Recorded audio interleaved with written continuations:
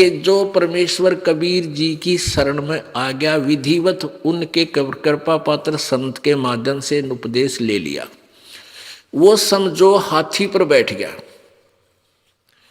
और सवार इसको काल को दादू साहब कह रहे हैं ये काल समझो समान रूप है, यानी कुत्ते जितनी अक्षमता है। यहां हाथी से तुलना कर रहे हैं कि जो हाथी के ऊपर बैठ गया उसको कुत्ता हानि नहीं पहुंचा सकता कभी भी किसी प्रकार से।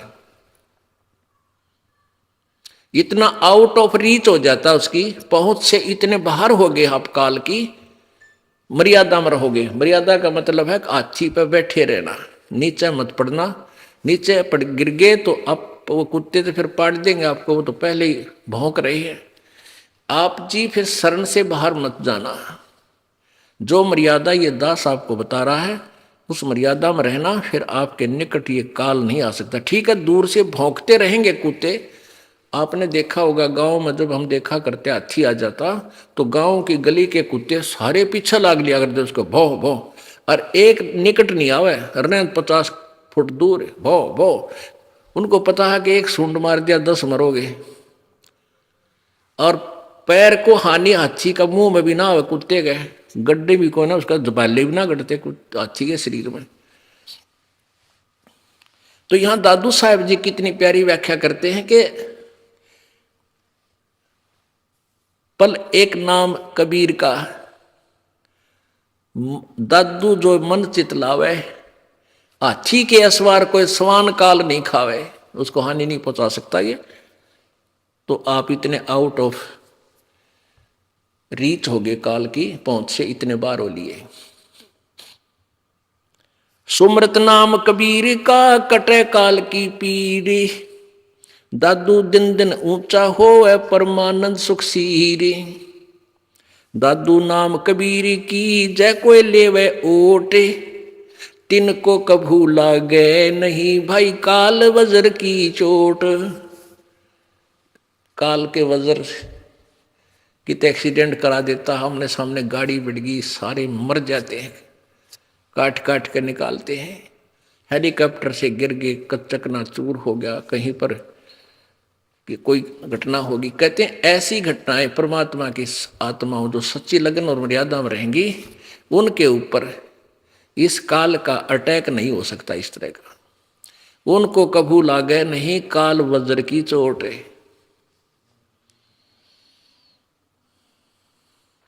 और संत सब कूपे हैं के तेजरिता नीर, दादू अगम अपारे है वो दरिया सत्य कबीरी।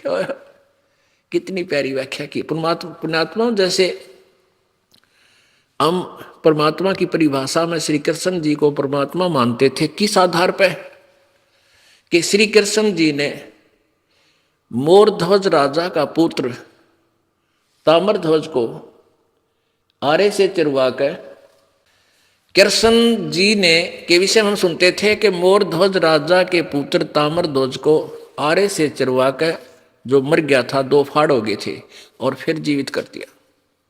इससे हम श्री कृष्ण जी को भगवान मानते थे।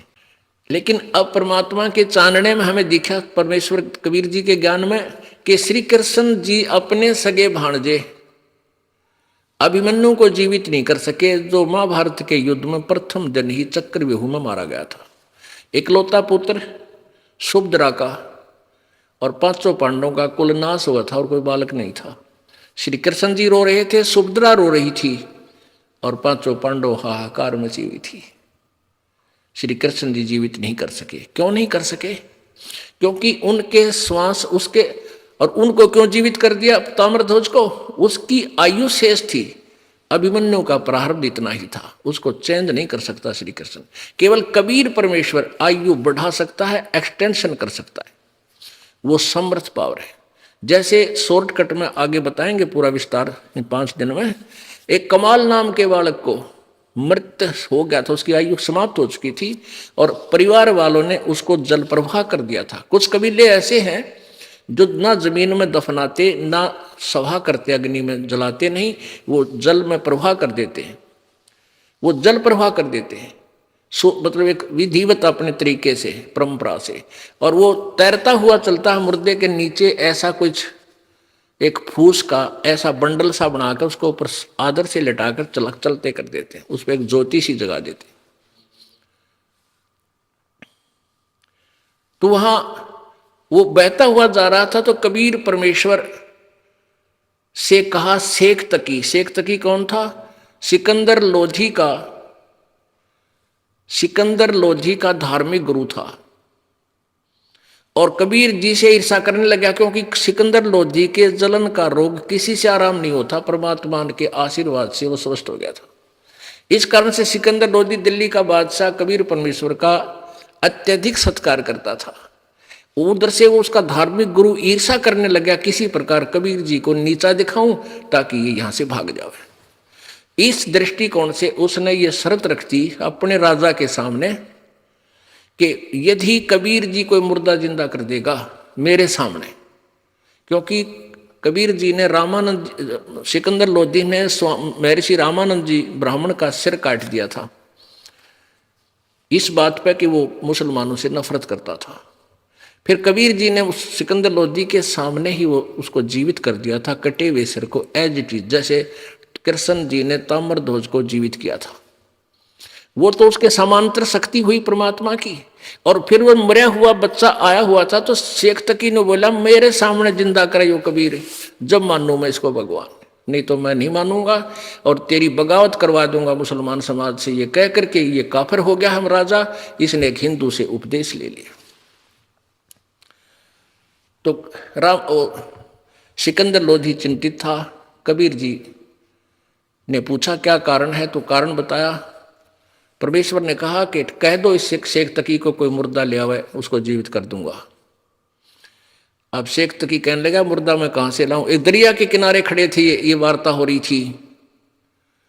परमात्मा ने अपनी प्यारी आत्मा सिकंदर लोधी दिल्ली के सम्राट की वह टेंशन दूर करनी थी कि ये बात बिगाड़ेगा। इतने में वही कमाल का शव बहता हुआ आ गया बच्चे का। इतने में वो 13 वर्षीय बालक का शव दरिया में बहता हुआ आ गया। और परमेश्वर कबीर जी, वो सैनिक भी खड़े थे हजारों की संख्या में, और भी व्यक्ति थे। कहा कि वो आ गया शव। सिकंदर शेख तकी बोला वो आ गया शव, कर दे जीवित कबीर, जब मानो इसको मैं, ये अल्लाह का नबी है, अल्लाह है। अब सिकंदर कहता था ये भगवान आया है, क्योंकि उसके सामने जीवित कर दिया मरा हुआ कटा हुआ सिर महर्षि रामानंद जी का। और फिर एक गाय काट दी थी ऐसे ही निकम्या ने, वह भी जीवित कर दी थी परमात्मा ने। और दूध की बाल्टी भर दी थी उस गाय की जीवित करके। और फिर वो बच्चा आ गया। तब कहने लगा सिकंदर शेख तकी कहने लगा कि इसको जीवित कर दे, तो मानो तू भगवान है। परमात्मा ने कहा कि पहले तू कर ले, कदे बाद में नंबर बनावे। तो जंतर मंतर करता रहा। वो तो चला गया, 100 कम से कम भी 800,000 गज आगे पहुंच गया दरिया में, जहां वो खड़े थे उससे नीचे पानी की बह करके। तब शेख तकी ने कहा कि तो चाहता था मुर्दा निकल जाए किसी तरह, मुझे लगा दिया इसमें है, जब जानो ये भी कर दे। तब परमात्मा ने ऐसे कहा था, ऐसे कर दिया, यानी वो मुर्दा वापस चल पड़ा अपोजिट उस, यानी जिधर से पानी बहकर आ रहा था और बहुत आगे जा चुका था वो शव, परमात्मा के आदेश से वो वापस चल पड़ा। जैसे ये इंजन वाली किश्ती चला कर बैक फ्लो के विरुद्ध अपोजिट, और वहां आकर रुक गया। नीचे लहर पानी की जा रही है और वो सब ऊपर एज इट इज है। तो परमेश्वर ने कहा कि हे जीवात्मा जहां भी है, मेरे हुक्म से, कबीर हुक्म से इसमें प्रवेश कर और बाहर आ जा। इतना ही कहा था मालिक ने। उसी समय वो मुर्दे में ऐसे कंपन हुई, लड़का एकदम खड़ा होकर और बाहर आकर दंडवत प्रणाम किया। बोलो सतगुरुदेव। अब इससे वहां उपस्थित लोगों ने कहा कि कमाल कर दिया कबीर जी, कमाल कर दिया।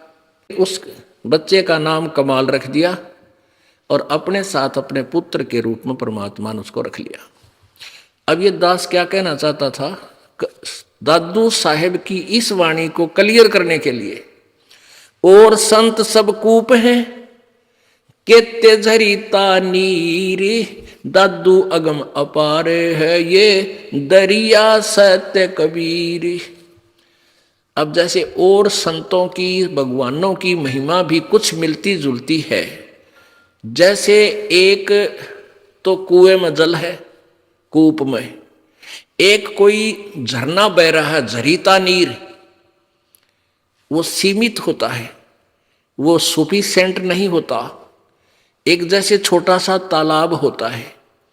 अब ऐसे समझो कि कुछ तो संत जिनकी तुम महिमा से परिचित हो भगवानों की, उनमें से समझो कुछ तो कूप है, वो भी काम चलाओ जल सहारा दे देते हैं, और कुछ जरीता नीर यानी झरने बह रहे हैं थोड़े बहुत, वो भी कुछ क्षेत्र में राहत दे देते हैं।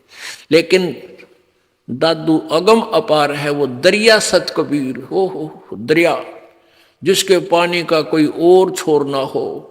उसमें तो कितनी नहर भी निकाल ले, नहा भी ले, धो भी ले, कितनी सच्चाई कर ले, फिर भी उसका अंत नहीं। यानी इतनी सुप्रीम पावर है कबीर जी।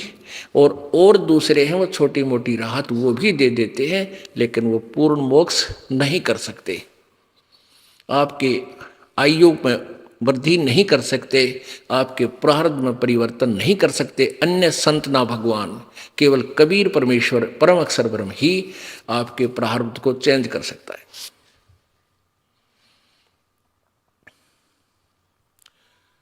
अब पुण्यात्माओं, जब तक हमारे प्रारब्ध में परिवर्तन नहीं होगा तो हम सुखी क्यों कर होंगे।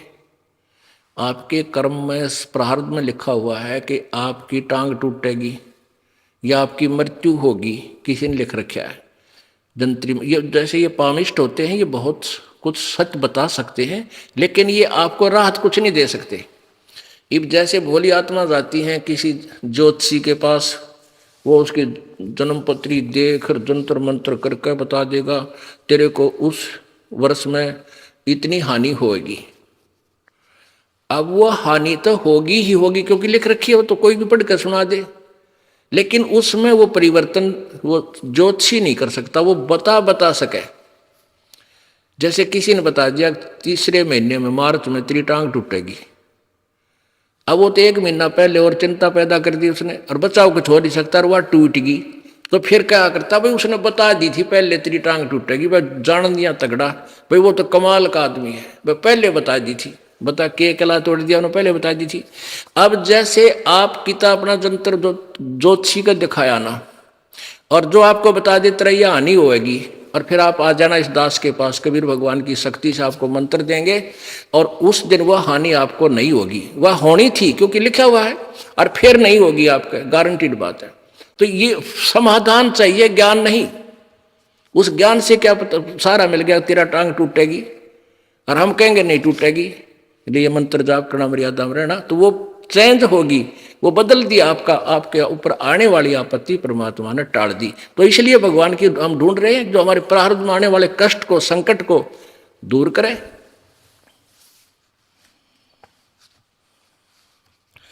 और संत सब कूप हैं केते झरीता नीरे, दादू अगम अपार है ये दरिया सत्य कबीरे। दादू नाम कबीर का सुन के कापे काले, नाम भरोसे नर चले भाई हो अनबा का बाले। नाम का भरोसा रहे, कहते हैं कबीर जी का नाम सुन के इस काल भी कांपने लग जाता है, ये किस ब्रह्मांड का मालिक ब्रह्म। और जो अपने सच्चे नाम का सहारा लेकर पूरे संत से लेकर भक्ति करता है, उसका हो अनबा का बाल। जिन मोह को निज नाम दिया सोए सतगुरु हमारे, दादू दूसरा कोई नहीं वो कबीर सिरजनहार। अब इस दादू पंथ का एक अनुयायी, एक गोपाल दास नाम का एक व्यक्ति गृहस्थी था, वो फिर अपने बाल बच्चों से निमट कर शादी उनके ब्याह करके तो दादू पंथी महात्मा बन गया था वो, यानी सन्यास ले दिया था। लाल कपड़े पहना करता, जैसी वेशभूषा उनकी थी, और साधु की वेशभूषा वो बनाकर घूमता था। एक दिन वो दादू साहिब का अनुयायी, वो गोपाल दास संत छुडानी गांव में आ गया, उसका कोई कोई चेला था, उसके वहां रुक गया। अब उस शिष्य ने कहा, उस व्यक्ति ने जिसके वो गोपाल दास रुका हुआ था, कहा महाराज जी, हमारी एक लड़की का लड़का, हमारा एक गांव का बहुत बड़ा चौधरी है, बहुत धनवान व्यक्ति है, और उसका इकलौता, उसका कोई संतान नहीं थी, उसने अपना दामाद रखा हुआ है घर जमाई रूप में, वारिस रूप में, और उस लड़की का एक लड़का हुआ, वो भी मेंटल हो गया। एक बाबा जी ने जंतर मंत्र का दूध पिया दिया उस टाइम।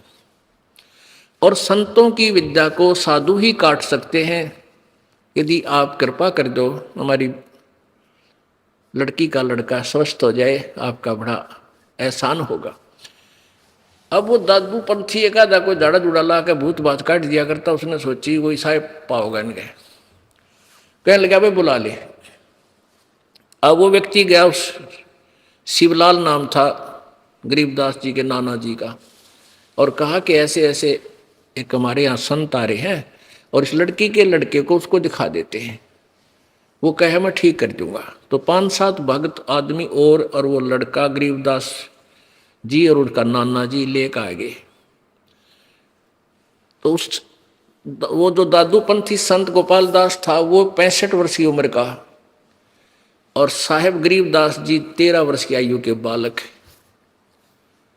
उस बालक से पूछा, उस दादूपंथी संत ने कहा कि बेटा वो कौन था जो तुझे एक जादू जंत्र का दूध पिला गया? अब वो तो परमात्मा की चेतना से, परमात्मा से परिचित होने के बाद उनका अंतःकरण खुल गया था, दिव्य दृष्टि खुली थी, वो जान के गरीबदास जी के दादूपंथी संत है। तो क्या कहा परमेश्वर की वाणी, जो कबीर परमेश्वर ने उनमें ज्ञान फीड किया था, उसके आधार से क्या बोले? गरीबदास जी ने कहा, हम सुल्तानी नानक तारे दादू को उपदेश दिया, जाति जुलाहा भेद न पाया, वो काशी माहे कबीर हुआ। अब जो कारण तरले भाषण का मारी, वो दादू जी के जो अनुयायी था उसको बता दिया कि हम सभी, यानी मैं गरीबदास और अब्राहिम सुल्तान अधम, वो मुसलमान धर्म में उत्पन्न, और नानक जी जो सिख धर्म का प्रवर्तक, और दादू जी, इन सभी को जिसने पार किया वो जाति जुलाहा भेद नहीं पाया, काशी माहे कबीर हुआ।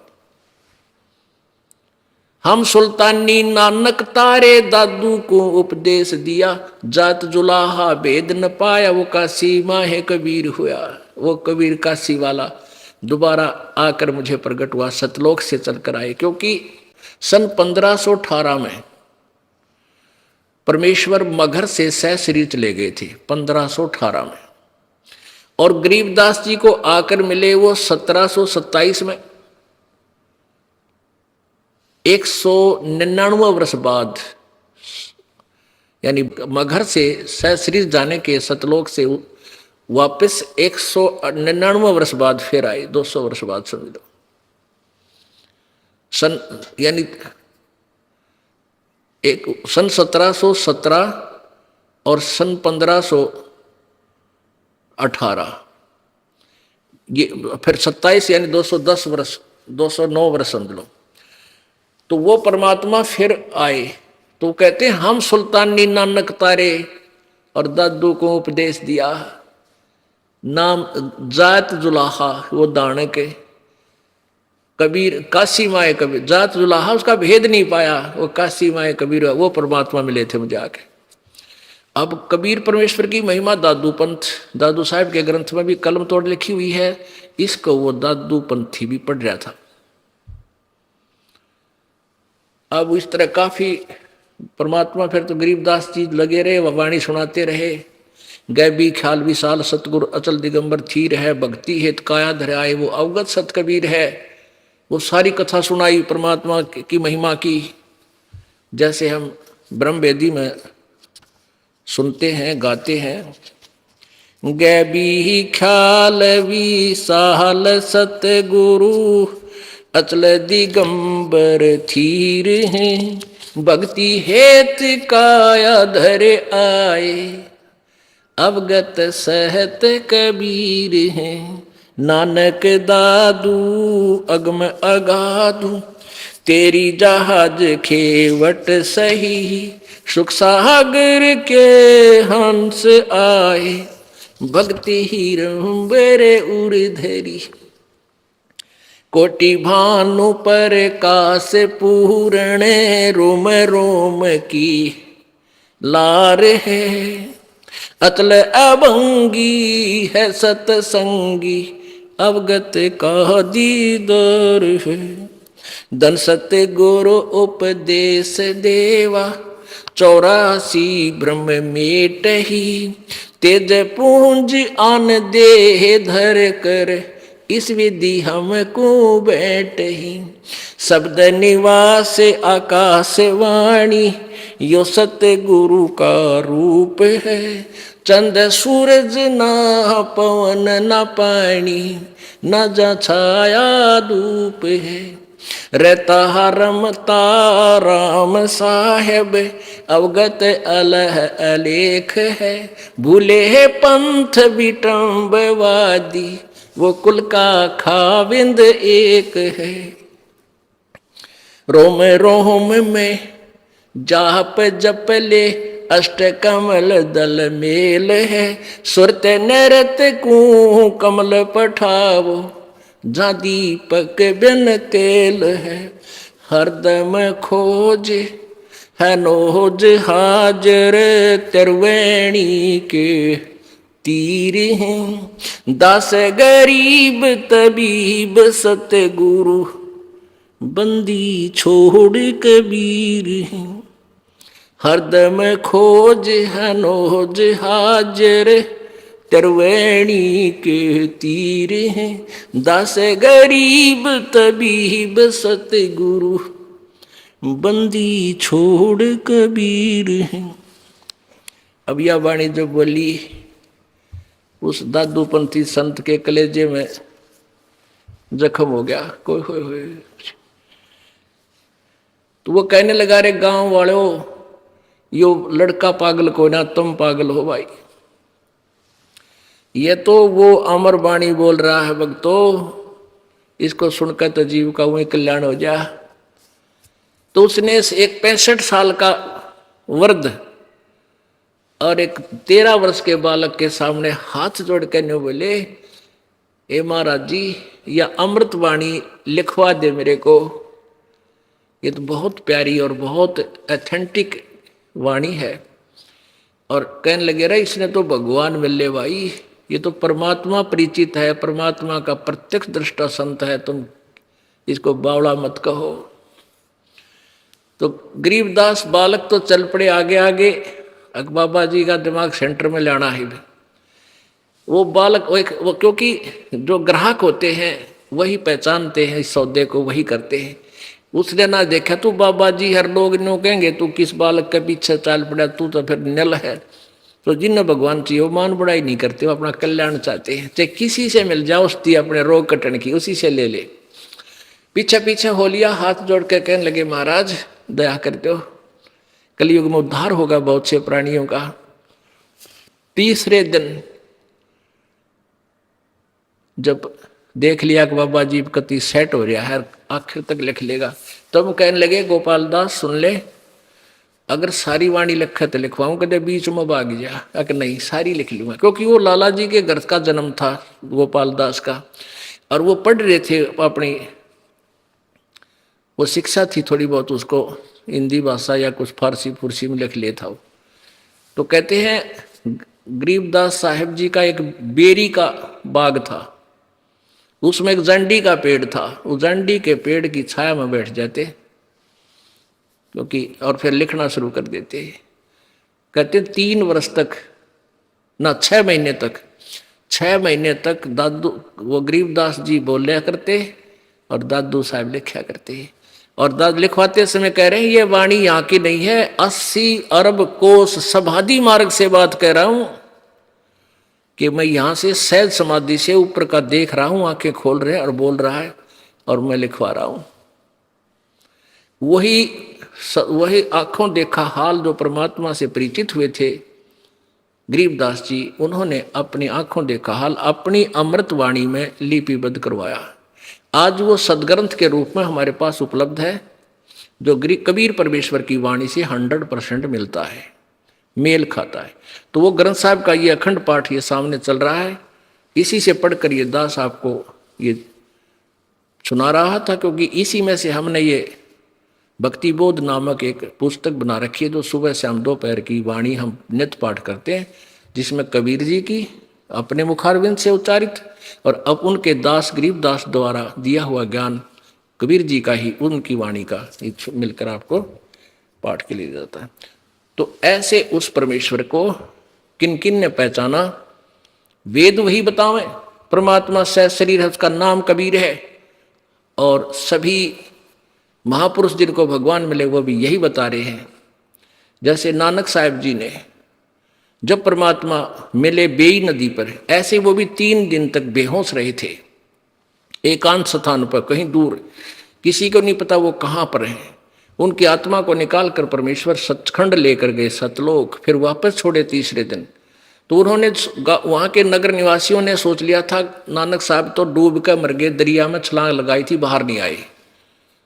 और तीसरे दिन जब वापस आए तब उन्होंने बताया कि हम सचखंड जाकर आए हैं अपने परम पिता के पास, पूर्ण ब्रह्म के पास।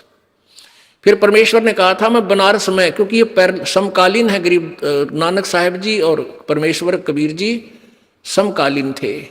परमेश्वर ने वहाँ से जैसे गरीबदास जी को ले गए थे ऐसे नानक जी को ले गए, फिर वापस छोड़ा, कहा मैं बनारस में धानक का काम करता हूँ, जुलाहे का। वहाँ आए जब देखा सामने वही परमात्मा जो सारे ब्रह्मांडों का रचनहार सतलोक में यही सूरत देखी थी, तो उन्होंने अपनी वाणी में लिखा है, बोला है, अफिडेविट दिया है, और वो गुरु ग्रंथ साहिब के प्रश्न नंबर 24 यानी 24 पर लिपिबद्ध है। फाई सूरत मलुकी वेश ए ठगवाड़ा ठगी, देश खरा सियाणा भोता भारी, धानक रूप रहा करतार। तो यही गरीबदास जी कहते हैं हम सुल्तानी नानक तारे दादू को उपदेश दिया, जात जुलाहा वेद न पाया, वो काशी माहे कबीर हुआ। बोलो सतगुरुदेव सच साहेब।